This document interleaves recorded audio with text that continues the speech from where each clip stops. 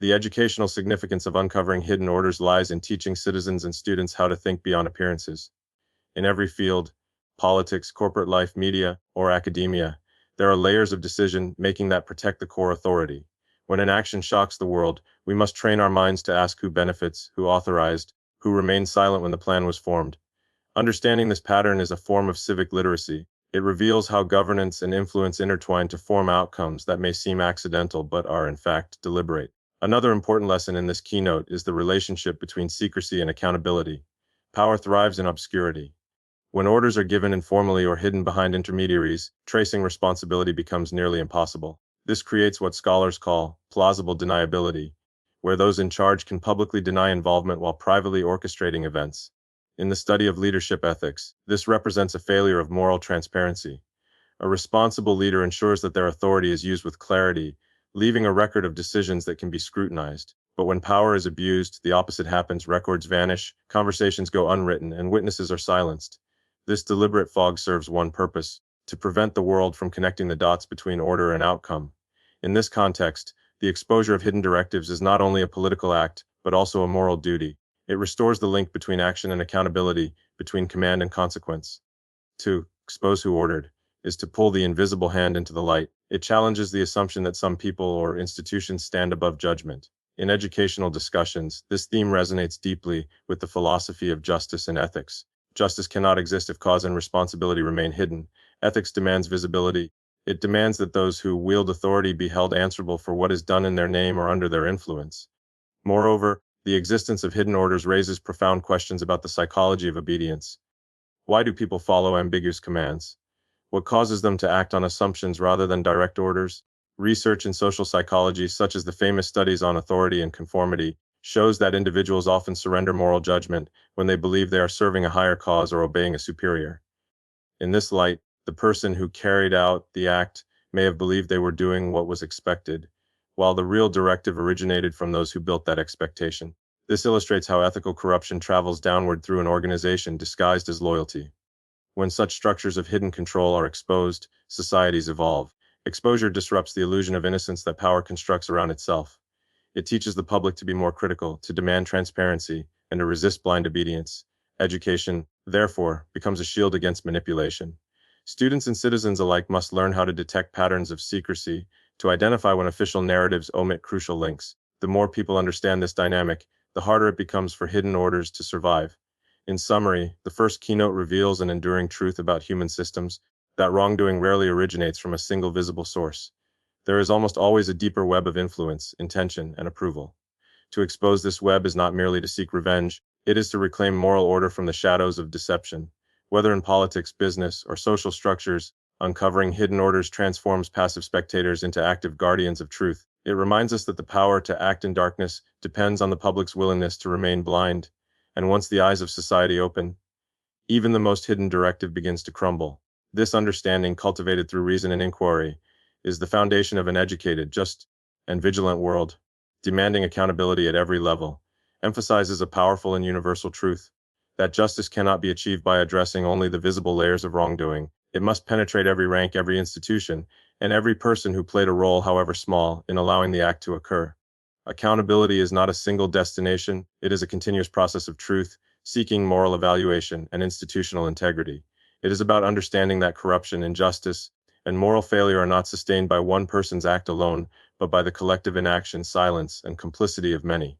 This concept teaches that when responsibility is fragmented, truth becomes blurred, and when truth becomes blurred, injustice thrives. Demanding accountability at every level begins with recognizing that systems operate like chains. If one link breaks, the entire structure weakens. Each decision, each action, each omission contributes to a result. Therefore, the pursuit of justice cannot stop at punishing the individual who directly executed an order. It must trace responsibility upward to those who designed, authorized, or permitted the act, and outward to those who enabled it through silence or neglect. This deeper layer of accountability restores moral balance, because it acknowledges that guilt is rarely isolated. The person who commits a wrongful act often does so within a culture that made such behavior possible, a culture shaped by leaders, institutions, and societal norms. In an educational context, this keynote teaches critical thinking and ethical reasoning. Students of history, politics, or philosophy learn that lasting justice depends on the willingness to question systems of authority. It challenges us to move beyond surface level blame and to examine how power structures protect themselves. For example, when a scandal, crime, or ethical failure occurs, we must ask who benefited, who had the power to stop it but didn't, who looked away when the warning signs appeared. Accountability means following the chain of consequence until it reaches the root of the issue, no matter how uncomfortable or politically inconvenient it may be. To demand accountability at every level also means rejecting selective justice, the tendency to punish the powerless while sparing the influential. True justice does not discriminate by status or rank, it treats a leader and a labor with the same moral expectation. When a society allows the powerful to escape scrutiny, it sends a message that integrity is conditional. Education about accountability must therefore emphasize equality under moral law. If wrongdoing occurs within government, corporate structures, or media systems, the people at the top must face the same standard as those at the bottom. Otherwise, justice becomes performance, an illusion meant to appease the public without challenging the real sources of corruption. Another crucial lesson within this keynote is the idea that accountability must extend to culture itself. Institutions are reflections of human behavior. If a culture rewards silence, compliance, or blind loyalty, wrongdoing becomes inevitable. Demanding accountability means transforming culture, encouraging people to speak up, protect truth, and act with courage even when it is unpopular. It requires building environments where transparency is not punished and honesty is not a liability. In workplaces, classrooms, governments, or communities, this mindset teaches that every person holds a piece of responsibility for maintaining moral order. Accountability at every level also means recognizing indirect responsibility. Sometimes wrongdoing happens not because someone actively supported it, but because others failed to resist it. The absence of protest, the comfort of neutrality, the fear of conflict, these are all silent enablers. History is filled with examples of societies where evil thrived because good people refused to question authority. Education that promotes accountability teaches that silence is not neutrality, it is participation. Every individual, regardless of their role, has a duty to uphold truth when confronted with falsehood. Moreover, demanding accountability across all levels serves as a preventive measure against future wrongdoing. When leaders know that their actions will be scrutinized and their decisions recorded, they behave with greater caution and integrity. Transparency discourages corruption. Public awareness acts as a mirror that forces authority to confront itself. This is why education must nurture informed citizens, people who question, investigate, and refuse to accept vague explanations. Accountability is not merely a punishment for the past, it is a protection for the future. It's also essential to understand that accountability does not always require hostility.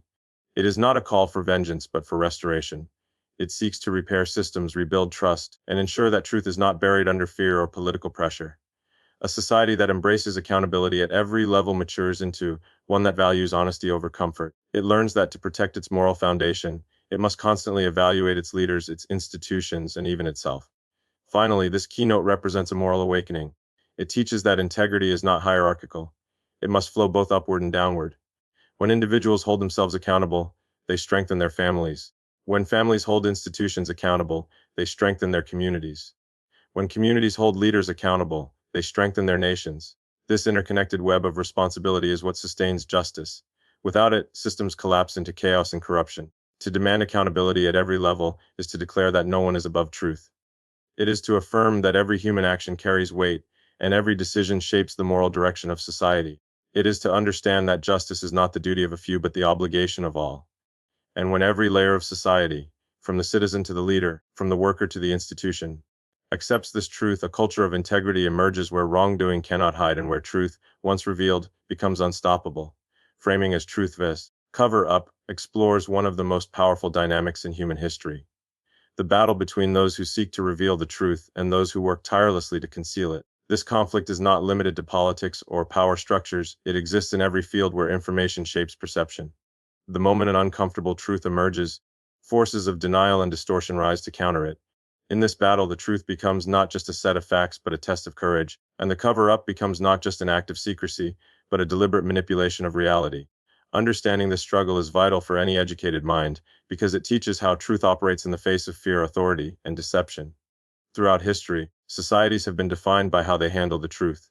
When truth is embraced, civilizations progress, science advances, justice prevails, and moral order strengthens. But when truth is suppressed, societies decay from within.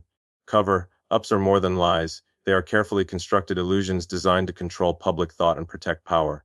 They rely on confusion, distraction, and the manipulation of narrative. Those who engage in cover-ups often understand that people can handle tragedy, but not uncertainty. so they flood the public with alternative versions of events, blurring the line between fact and fiction. The result is a population that knows something is wrong but cannot name it, a society trapped between suspicion and silence. In an educational sense, this keynote is about developing intellectual vigilance, the ability to detect patterns of concealment, and to question the stories presented as absolute truth. Every cover up follows a similar formula: first, denial, then distortion, and finally diversion. Denial insists that nothing happened. Distortion reshapes facts to protect those involved.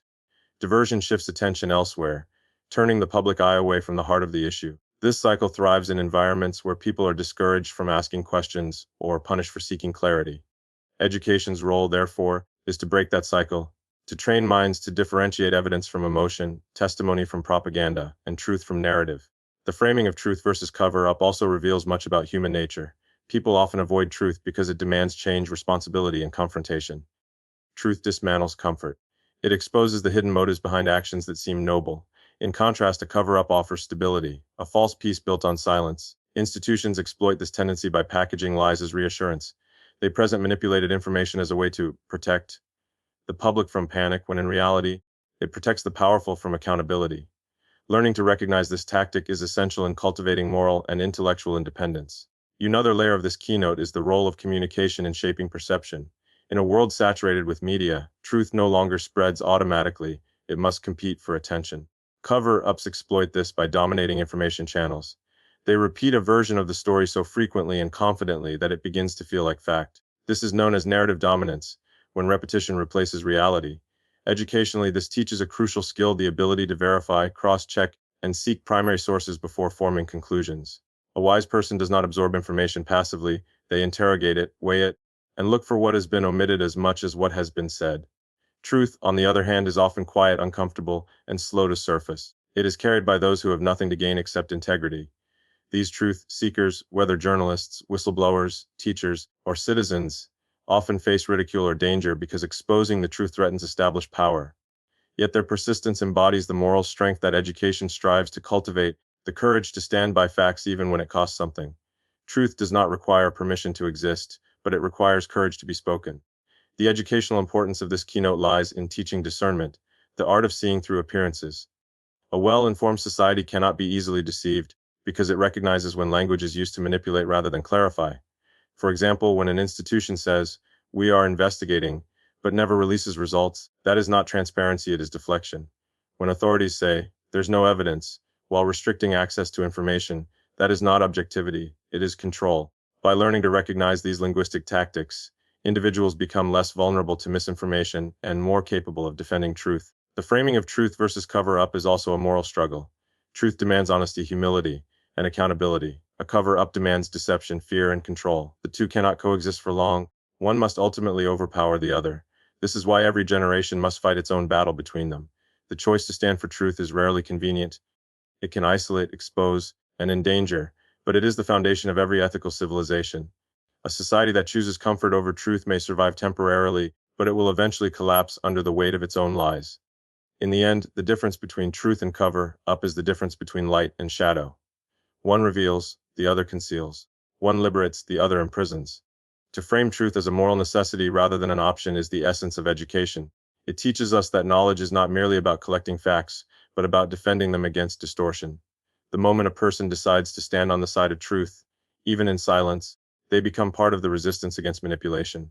Because truth, no matter how deeply buried, never disappears. It waits for courage to uncover it, and when that courage arrives, no cover-up, no matter how powerful, can survive its light.